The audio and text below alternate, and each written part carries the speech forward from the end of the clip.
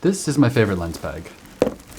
And this is a giant ugly hole that goes all the way through it.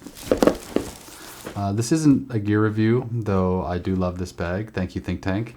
It's actually the spot where a bullet almost killed me in 2019. There's also bullet marks on my tripod, a couple of my batteries, and a bunch of other stuff in my kit.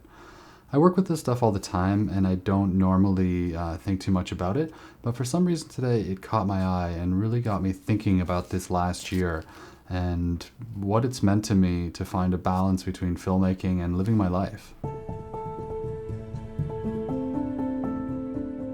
Sometimes we get so caught up in our careers that we think there's always going to be time for living life later.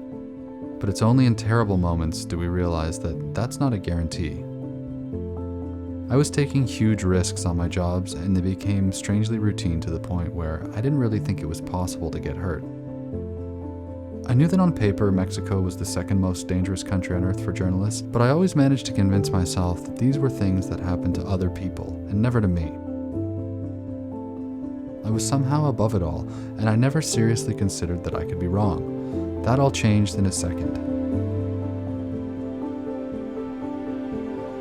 I won't get into all the details, but the short version is that we were filming an interview with cartel members when the location we were shooting in got ambushed.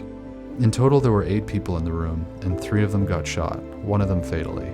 My camera and tripod took 3 rounds from an assault rifle, and I was standing 6 inches away from it, ready to hit record. It's a miracle that I didn't get shot. But in that moment, as the room exploded all around me, all I could think of was, this isn't worth it. Obviously, I made it out of there okay. I went home to Canada, but just after a few weeks off, I went on 2 international shoots. I was burnt out and my nerves were completely fried. But I was scheduled for more, and I had no plans to slow down at all. My response to trauma wasn't to take a break and slow down, it was to work even more. Then the outbreak happened, and everything was canceled, one after the other in a domino effect until I had no jobs left. At the time, I thought it was the worst thing possible. I couldn't see that I actually really needed a break, and maybe the pandemic was a blessing in disguise.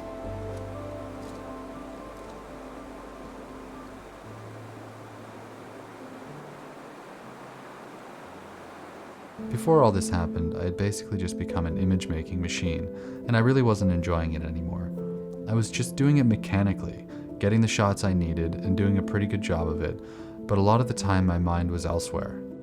It got to the point where on one shoot, as we were filming people packing heroin into cars as they prepared to smuggle it across the border, I realized it was the 5th time I'd filmed the exact same scene.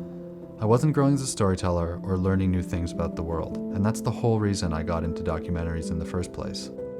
Now don't get me wrong, shooting docs is fun, even when it's familiar subject matter, but I felt like I was just churning out the same thing over and over again, working for money and the prestige of big-name clients rather than because I felt connected to the stories. I said yes to every job. At one point I remember I was only home for 12 days in a 3-month period, and when I did get home between shoots, I was just waiting for the next job to come. I had a great life in Mexico and I loved my friends, but I was rootless. I was basically just living to work. Only when COVID hit and the world went into lockdown and I was forced to take a break that I didn't really want to take, did I start to change, slowly. It wasn't an easy transition. I was jumpy and short-tempered, and I felt trapped by having to stay home after years of being constantly on the move.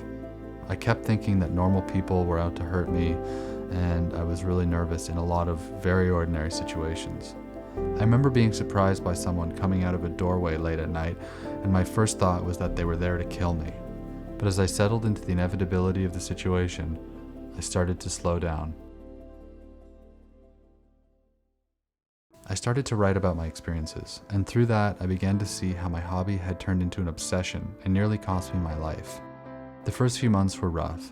I struggled with impatience and I really wanted to get going again. I think a lot of people must have felt the same way.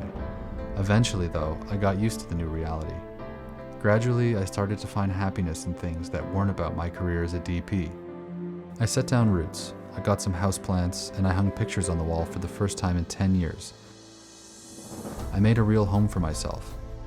I started to shoot again, images of the city in lockdown, the first personal project I'd started in years. Then, amazingly, things started to happen. The personal project was bought by a large telecommunications company.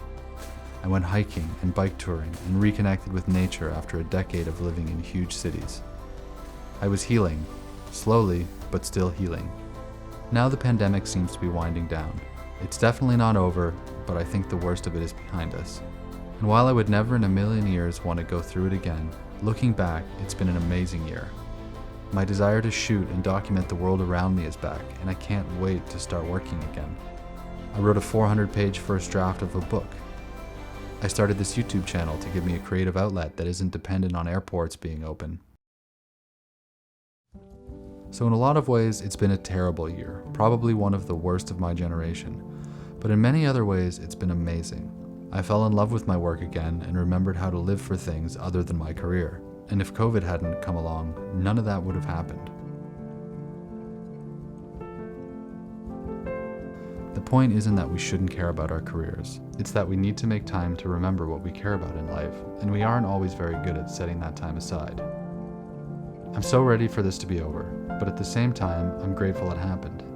I know that I'm lucky in many ways, and it could have been way, way worse. People have died. The economy fell apart. Friends lost their houses and jobs, and I barely made it through financially. This last year has been super weird for me, like it has been for everybody, but in a lot of ways, it's been one of the most important years of my career. And I don't mean that I got a lot of jobs or bigger clients or anything like that. Actually, quite the opposite. It was a financial disaster.